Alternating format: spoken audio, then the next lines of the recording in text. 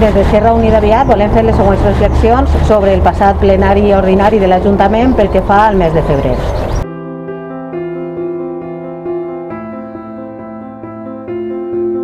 Com cada any, es va portar al ple de febrer la declaració institucional consensuada pel 8 de març, el Dia Internacional de la Dona Treballadora.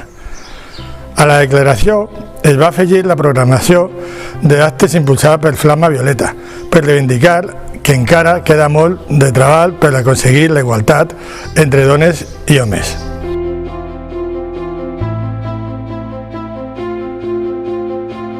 Es sorprèn com l'Ajuntament fa seua aquestes reivindicacions després que fora el propi Partit Popular el que a principi de legislatura eliminara la regidoria d'Igualtat. Quan s'ha fet necessari corregir-lo, aquest fet en estar obligat tots els municipis a tindre un pla d'igualtat.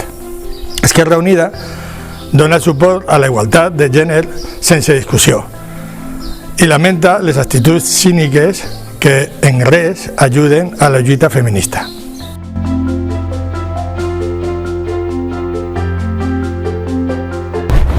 Així mateix, la sessió plenària va donar per a més, ja que el concurs públic per fer-se amb l'explotació de l'Hotel Vila de Biar ha quedat desert al donar-se pràctiques col·lusòries al procés, és a dir, que dues empreses diferents, però amb el mateix propietari, concursaven per fer-se amb l'adjudicació.